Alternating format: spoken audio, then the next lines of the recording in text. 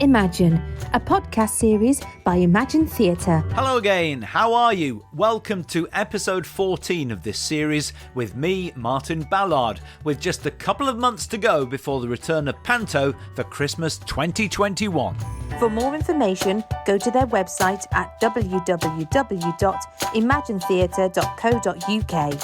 First of all, I have to say, don't worry if you missed any of the previous episodes because they are still available. Check them out as we've had some fabulous guests so far, from directors and choreographers to lighting designers and some of the stars of Imagine Theatre shows.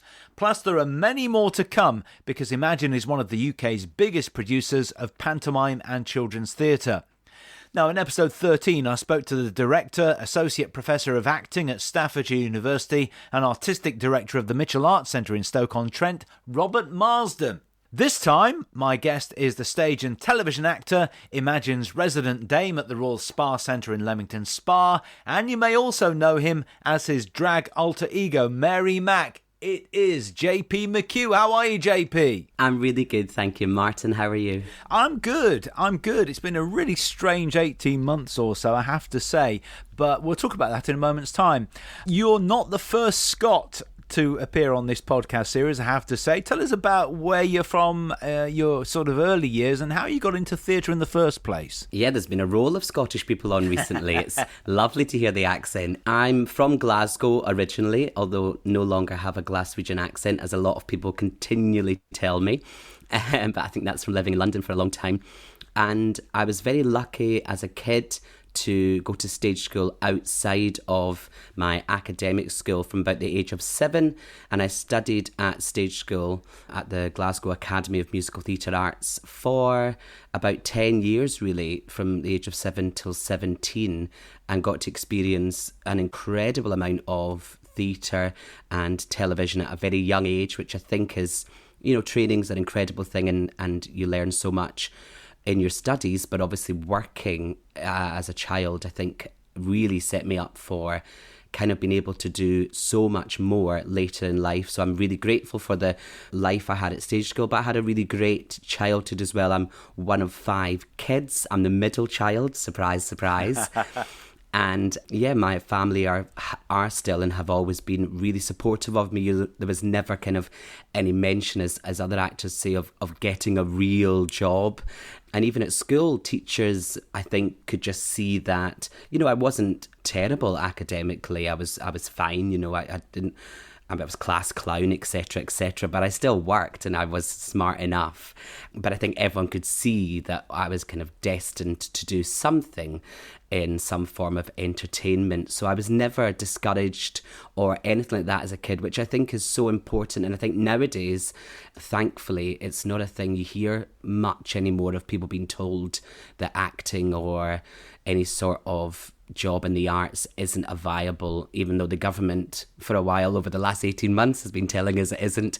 But I think in schools, thankfully now, they can see that the arts is a real opportunity and a real chance to create a great life for people who are dedicated to it. It takes a lot of dedication, and thankfully I was told that and experienced that from a very young age. So I was very lucky in terms of my growing up in Glasgow. Plus, Glasgow's just a brilliant place to grow up. It's so fun. It's, there's characters every time you go to the shop. My mum met 25 people who I kind of impersonate still now, because everyone's just full of fun, and, there's so much humour in Scotland in general, but specifically for me, there's so much humour in Glasgow. So where did that first spark of inspiration come from then? Because forgive me if I'm wrong, but I don't think anybody else in your family is involved in the entertainment industry at all, are they? No one is. I mean, one of my older brothers, Patrick, was in a show with me when we were kids. We played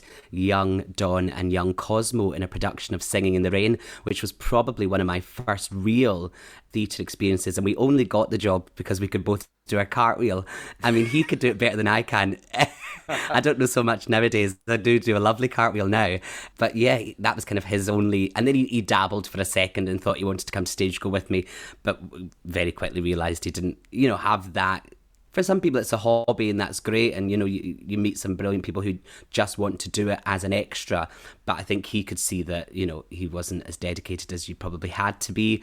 But no one else in the family is in the entertainment business. My great-granddad, my mother's granddad, was a tap dancer and worked on Broadway and did lots of things. So I think it's obviously skipped a few generations and got to me, although I can't tap dance to save my life, which is such a shame because I love it. I think tap dancing is one of the most impressive things in the world.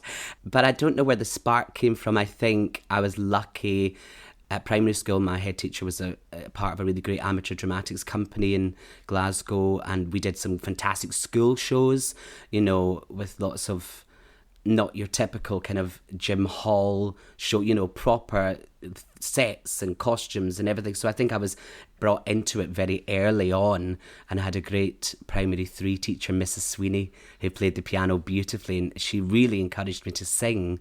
Yeah, I guess now you ask, and I don't really ever think about it a lot, but I was very, very lucky in terms of being surrounded by some great creative people from a very young age. What's your first memory of the theatre, going to see a show, and did you see panto as a kid? I did, and this is I always tell the story about theatre. I used to hate going to the theatre, and I can't believe it now.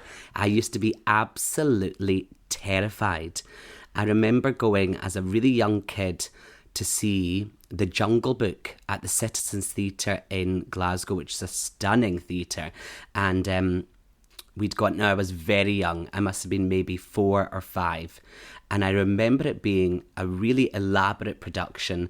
And The Jungle Book, obviously, I knew as a Disney film. So I didn't know what to expect when all of a sudden all these actors in front of me were being the animals. And I remember the actor who played Shere Khan, the tiger. It was a Christmas show. It was the Citizens offering. They always did something alternative to a panto. There was lots of pantos in Glasgow, obviously, and the actor playing Shere Khan, at one point we were sat right up the back of the dress circle, and he came out onto the circle and strutted round the back as in the way tigers do, and I remember screaming, and my mum's friend Carol, I don't know why my mum didn't take me out, but my mum's friend Carol had to take me out, and not even take me out of the auditorium, had to take me home. There was no way I was going back in. And this happened a lot, and even when shows would come into my primary school. I remember a production of Tam O'Shanter came in, and I ran out. I'm sure there's a therapist somewhere in the world that will tell me what that's all about, but I don't know what it was. But then I remember that kind of changed. I went to see my first proper panto, because there was a baddie. It was Peter Pan. It was Captain Hook was the baddie, but he was silly, and he was, no real fear there. And it was the Crankies, and Jeanette Cranky was playing Peter Pan. And I remember I was there with my uncle and auntie, and she flew in through the window of the Pavilion Theatre in Glasgow, and it was, that's a huge theatre, and I'd never really seen anything on this scale before. And she flew in and flew straight into the set, because obviously, their physicality back in those days was incredible. And I remember laughing and laughing and laughing, and then I went to see a panto every year after that. Normally the Pavilion, because we're a working class family, and the Kings in Glasgow, for some reason, I don't know, and I don't think it's the same nowadays, but back then, I think if you had money, you went to the Kings in Glasgow, and if you didn't have money, you went to the Pavilion. It was and I swear it was 2 very different audiences, because then I started the principals of my stage school, who I learned everything about panto from. They started to take me to the Kings in Glasgow, and I did see the difference. And then panto, from that point on, panto became probably one of the biggest loves of my life, still is to this day. I remember so much from my experiences. That was my first panto in Glasgow was the Crankies and Peter Pan, and then my first King's panto in Glasgow was Aladdin, with the incredible and sadly missed Gerard Kelly as Wishy Washy and Elaine C. Smith as Widow Twankey. And I think still to this day, that's why my Dame is probably slightly different to everyone else, because I watched Elaine for a lot of years as a female dame, and obviously that was very unheard of. She was kind of at the forefront of it because she was such a big name in Glasgow theatre anyway. Yeah, we'll talk about your dame in a moment's time, but let's digress slightly and introduce us to Mary Mack. When did Mary Mack come along for the first time? Mary Mack came along for the first time when I was an out-of-work actor in London with no money.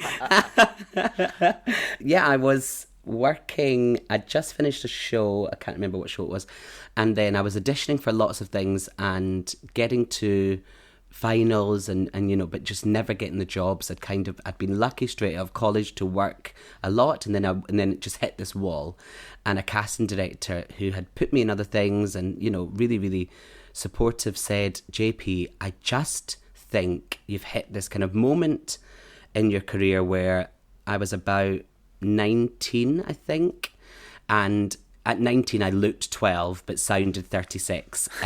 So I've always had this very deep, big voice. So I was never kind of getting away anymore with playing younger kids on stage as I had done before and things like that. He said to me, my advice would be take a few years, do something else, not like go and work somewhere in an office or whatever, but find something else creatively to do, and then if you want to come back to theatre. He actually said take 10 years, which is devastating to hear. But he didn't say exactly take 10 years. He said, I think when you hit your 30s, you'll be absolutely right for so much work in theatre, blah, blah, blah, blah, blah. So I thought, well, what do? I went home to Scotland for a while, and I'd done Dame in Panto for my stage school a couple of times, and I thought, well, maybe there's something in creating a character that I dress up as a woman. I didn't really know a lot about drag queens. I'd seen Lily Savage on TV, obviously. I'd seen her in Annie at the Kings as well, and Dame Edna Everage, things like that. And anyway, I decided to create this character, Mary Mack, which is my mum's name. That's how I came up with it. And I went back to London and convinced a couple of friends to do a show with me called A Midsummer Night's Drag that I wrote all about a Scottish girl coming to London and trying to make it in the entertainment industry. And we did it at Above the Stag. Basically, at that point, Above the Stag was in Victoria. It was a very small, above a pub theatre, and I think it was about 30 seats, something like that. And we sold it out to friends and whatever, and it was great, and it was a great experience. And then I kind of thought, okay, yeah, there's something in this. And I did an audition for an adult panto, which I won't say the name of, on your lovely podcast. And I didn't get the role in that, but they were filming it for the Sky One programme, Louis Spence's Showbusiness. And the producers of the TV show had been planning on following this production kind of through rehearsals and then onto the show. And then when I didn't get the role, they said they disagreed with the producers and directors of the panto. So they ditched that storyline and instead decided to follow me in my start up as a new drag queen in London. So obviously that really catapulted me onto people's radars, and I just started working the pubs and clubs of London. And 10, 11 years later, it's taken me to incredible places, onto Royal Caribbean cruise ships and, touring all over the world with Mary Mack now. So I don't think when I went to that audition, I thought, and certainly when I didn't get the part, I thought, okay, maybe this isn't the right path for me. But now looking back, I'm so grateful I've had it, to survive, especially during the last little while. So much has changed in that 10 or 11 years, and you talked about Lily Savage and, of course, Danny LaRue, the predecessor, and there's a new generation now. Drag Race, RuPaul in general has changed so much. And it's really interesting to see all that really developing as a mainstream television series and so on as well. While we're on the subject of that, and again we'll talk about your Dame in a moment's time, because you're back at the Royal Spa Centre in Leamington Spa this Christmas, where everybody's going to be talking about JP, but at the moment everybody's talking about Jamie is what you're working on. Rehearsals underway this week and off you go again. And that's interesting because it brings together all of the things about your career in a way, doesn't it? Yes, I'm very, very fortunate to be going back to it when we were paused or cancelled or whatever it was because of COVID. I really thought, okay, I'm lucky I got to do it for 6 weeks, and I thought, okay, that's fine. I didn't think I'd be back. I don't know, there was something in my mind just said I wouldn't be back. But it really has married the last 10 years and then the previous 10 years, I guess, together in terms of being able to do drag in a real big scale musical production. I mean, the show is unbelievable. I saw it in London.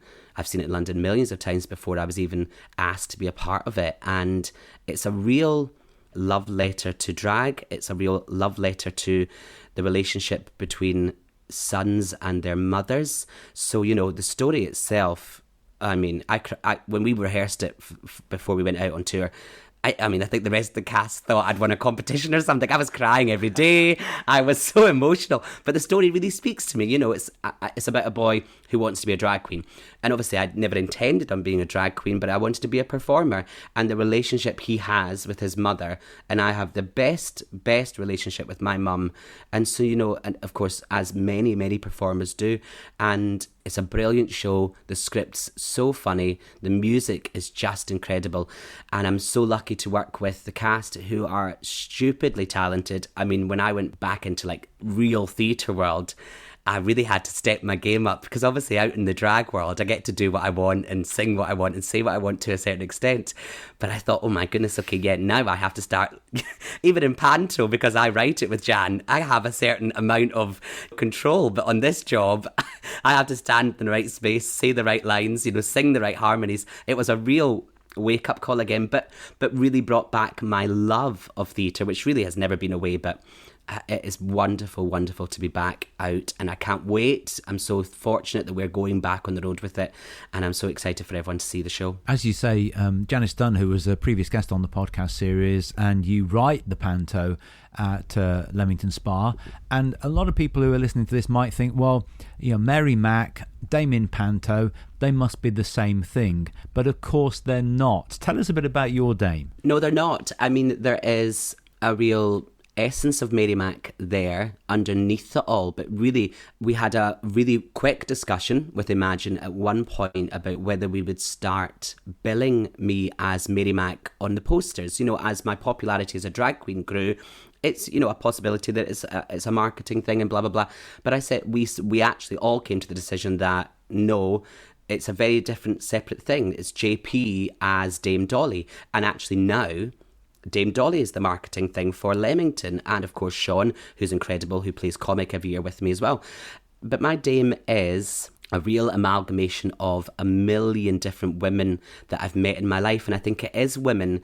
Physically, I make sure she's kind of always very feminine. You get the odd comic costume from me, not tons of them, but I'll have the odd silly thing if it's fitting to the show. But there is a lot of glamour. There's a lot of big wigs. The makeup is probably more feminine than a lot of other dames out there. But on stage, you know, I still know wink, wink, nudge, nudge. We all know what I am. But I think there's, even Jan has said, you know, in the past, her children were absolutely convinced that I was a woman and, you know, that I was Sean's mum and whatever, you know. And I think that's a nice thing as well, because you've got to be able to play to the entire audience. You've got to have the kids who believe everything, who don't know that it's a show, you know, who think this is real life and want to believe in the story. I'm very keen, Jan and I both are very keen on the story being such a part of the show, and I'm really happy that Imagine in general, from the other productions I've seen and from just speaking to the team, are so still story driven. I think a lot of other panto companies, it's flashbang wallop, and you know, the story comes third a lot of the time, which is fine. People enjoy that, of course, but I want my Dame to be at the forefront, steering the ship, obviously, and then being able to take the ship off course sometimes into some crazy waters. I do enjoy, and I think the people of Leamington really enjoy when they see, people have said to me before, that you see this little smirk happen when obviously there's some cogs turning under my big ginger wig and something has just come to mind, and I'll take the whole cast off with me on a different tangent, which I quite like doing now and again because it keeps it all fresh for us all on stage. You know, the script is a massive part of it, and I'm really happy and proud that we write a new show every year for Leamington. But I do like to be able to dip away from the script every now and then. Isn't it a joy that just like comedians, so many different styles, some, using puns, one-liners, others with elaborate stories, all sorts of comedy. And there's room for all sorts of dames as well. You are the most glamorous dame I think I've seen, and maybe Kerry Dupree, that sort of dame, in how you look. I wish I looked as good in a frock as you do. On the other side, you are incredibly quick-witted, and you've got a devilish little twinkle in your eye as well, and I think the audiences love that as well. Yeah, I think, I love Kerry Dupree. My husband Brett worked with Kerry years ago in Plymouth, and it was the first time I'd got to watch him work live, and it was phenomenal.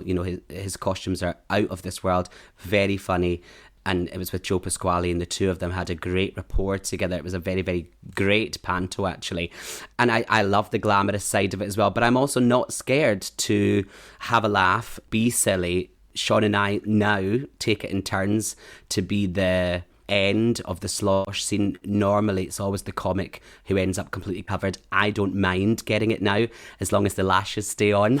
I don't want to be reapplying lashes, but I don't mind, and I'll come out in some ridiculous costumes. And the quick wit, I guess, is where the drag side comes in. I like to talk to the audience. We always I'm worried about this year about COVID restrictions and things. I like to have a moment where I can go down and talk to the audience, and that means people come back time and time again. People bring their kids one time, and then they come with their friends another weekend and whatever. And then teachers, I've had teachers who come with the school parties who then come with their own families and say, we can't believe how different the show was. I said, well, of course, it's a completely different audience. We've got 600 kids with the teachers, and they love Sean and they love the silliness of him, and they enjoy what I do. But obviously when we go to an evening performance, the balance kind of switches, and the adults, I think, are always Jan always says, I think everyone, it's probably more so the theatre management than anyone else, is on the edge of their seats, because I think I take it just up to the line and then bring it always back. I would never, ever, ever, and if I thought I had stepped over the mark at any point, I'd be really sad about it. But I know where that line is in panto, and I like to be able to drive it towards it, but never step over it. I have to say, I've known Sean since he was a child, and it's incredible to watch him grow as a performer, but also to watch your relationship grow. And I think that is instrumental in the success of any panto. Dame and comic, they have to have that chemistry, don't they? Huge. And Sean has been with us now, oh my goodness, 5-6 years. In fact, his first year was with you when we did Cinderella, and he was Buttons. And obviously that was quite different because I was being Ugly Sister, which I don't really enjoy doing. It's just a very different thing. But he was so great as Buttons. And then when he agreed to come back and back and back again, we've just, every year, we get each other, and we always laugh about, we don't get to, because obviously normally I'm based in Lanzarote, so we don't get to see each other a lot, but we keep in touch obviously, and we always just say we're 6-week friends. We have a friendship for 6 weeks, and then we never see each other again until the following November, which isn't true. We do catch up when we can, but it wouldn't matter, I don't think, if we didn't see each other for the whole year. I think the minute we're back in the room together now, we just get each other, and I know he knows when I'm about to do something completely off the wall, and I know when he's decided, or he's written a new joke that afternoon, or he's come up with something, he'll just give me this look, and okay, we do our behind you scene, and we've come up with this new, well, it's not new, we've been doing it a few years now, where instead of, the behind you is such a tradition, which I love, obviously, and everyone knows it, but Sean has added this new aspect where every time we sit down, he stands up and tells usually a very bad joke, and it's just become a real thing in Leamington that they all know it's coming, and I love that. I love the familiarity that panto can bring, but you've got to be careful not to fall into same old. So how difficult has it been for you during COVID-19? I know you've been doing some streamed performances and stuff like that, but it's really limited everything, hasn't it? Yeah, I mean, I've been very lucky in the sense of where I've been. I've been in Lanzarote, so I've not been freezing cold. I've been able to sit out and things like that, but Lanzarote was very strict, still is strict on their lockdown procedures. They're not out of a full lockdown as of such yet for businesses and things like that. And we have our bar Soho in Lanzarote, which thankfully we're able to open. So, in terms of living, we were okay. And also that gave me a place to perform from. Like you said, I did a lot of live streams, but I'm hoping I'm crossing everything I can right now, Martin, that I never have to sing directly into an iPad again, because it's not the same. And for drag, it's so difficult for reading, and everyone's lovely in their comments on Facebook and everything, but it's just, you need an audience. And I think for every performer right now, and there's been some fantastic online streams, which is brilliant. Ian and Craig at the Belgrade last year did their brilliant panto, and there was other ones as well. But my goodness, I know we're all desperate for an audience again. So 3 questions that I've asked every guest on the podcast series so far, JP. The first is, what is your favourite panto title? Cinderella. Cinderella because it's one of the first ones I ever did as a kid. I played Buttons when I was 10 in what was then the UK's biggest kids panto, and I love it. I love the story of it. I love the magic of it. I've played Ugly Sisters twice, once in Glasgow and then once for Imagine. I don't love being an ugly sister. I find it a bit odd. I don't know why, but I really want to do Cinderella again at Leamington. I want to write a Cinderella. I've never done that, but I want to play fairy godmother. I want to bring something different to that character, and I'm excited to see the new film. They've done a new live action film where Billy Porter is playing the fairy godmother. So I think I'll probably draw some inspiration from that for whenever we get to do it at Leamington. Okay, when was it not all right on the night? Pretty much every night. Lots of things have gone wrong, and I love it when they do. A couple of things that come to mind is cloths. I love cloths. In Glasgow, we used to have cloths that ran across the stage rather than up and down. We didn't have a fly floor. And someone ran across one day and we just heard this huge ripping sound in a blackout. And I thought, oh my goodness. And the lights went up and we were in the forest or whatever. And the forest suddenly had this massive smile all the way down the cloth where someone had caught it on a light, and you could see everything behind, obviously, as they were doing the set change. We were all waving to the crew and everything. Oh my goodness.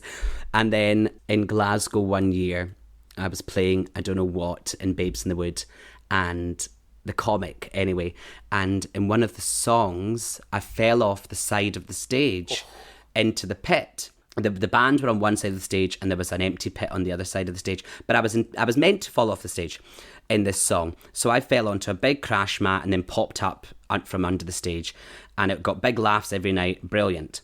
We were doing a signed performance, and the ladies that were doing the British Sign Language were stood exactly where I fell. And I said to them, we obviously had a bit of rehearsals before, and I said, during this song, I have to come over here and I have to fall off the side. Just, if you can, just step back a little bit. Okay, yeah, not a problem. We did that. That was fine. I fell off the stage. Perfect. Once I'd fallen and came back on stage, the stage crew used to move the mat. I think you can see where this is going, Martin. Oh, no. In the next scene change, the ladies who were doing the sign language swapped scene on scene on scene. And as we were about to go back on stage, the lady who was about to go on said, oh, how far can I go round before that drop? I said, oh, it's really tight. I said, only come out over the pros and take a couple of steps to the side. You'll be fine. I said, or just come out once the lights come up. We're not going to talk immediately. No. She said, I'll be fine. Blackout. We all go on stage and I hear this God almighty bang. And I think, no, please, no. The lights come up, I look round, there's no sign language interpreter on the stage. And I thought, oh no. And then I look and she's clambering back up onto the stage out of this pit where they've moved the mat. She's gone straight in onto the concrete, God bless her. And she's come up, but she was a trooper, and thankfully she didn't hurt herself. It wasn't that big a drop, but she didn't hurt herself that much. And she stood, bruised elbows, and signed the rest of the scene. I thought, if that's not the show must go on, I don't know what is.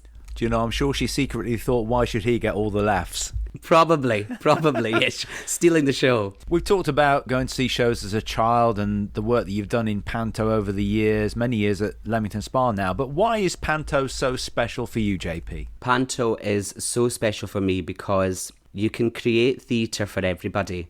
I think people get worried that they won't understand certain things, or in plays or in certain musicals, and it might be a bit much. In Panto, typically it's the story everyone kind of knows, and then obviously we panto it up a bit so there's extras, but there's something for everyone. And I've never heard of anyone coming to a panto and not getting something from it, and that's from, you know, toddlers to grannies. And I think there's not many other pieces of theatre that do that, and I think that's why it's a huge part of theatre that has to be saved and has to move on, of course, as well, and thankfully we're all doing that. But it's, you know, there's nothing else like it, and for me it's a love of my life. As I said earlier, I could, and I've said this before, Sean laughs when I say this, but I could probably do panto 365 days a year. It wouldn't bother me. Well, I mean, I wouldn't do the 12 days of Christmas in the middle of July, but, you know, if the push come to shove, I'd try it. I think it's a magical experience for everybody, and I love it. I love everything about it. Well, listen, if you haven't seen JP, you can this Christmas, along with Sean Dodds, at the Royal Spa Centre in Leamington Spa. If you want to see more about Mary Mac, you can follow Mary Mac on Instagram and Twitter at Mary Mac Official. I hope you have a great season again this Christmas, JP, and thank you so much for talking to us. And you, Martin. I'll hopefully get over to Leicester to see you. Thanks, JP, and I will definitely be coming to see you when everybody's talking about Jamie. I'm afraid that's about it for now, though. As I said at the very beginning of this episode, there are many more fabulous guests still to come, so please subscribe through your favourite podcast app and make sure you join me, Martin Ballard, next time for episode 15, when I'll be joined by the stage and television comedian, star of Imagine's Panto at venue Cymru in Llandudno this Christmas, John Evans. I'll see you then. Thank you for listening to the latest edition of Just Imagine, the podcast series from Imagine Theatre. And you can find out more by going to www.imaginetheatre.co.uk.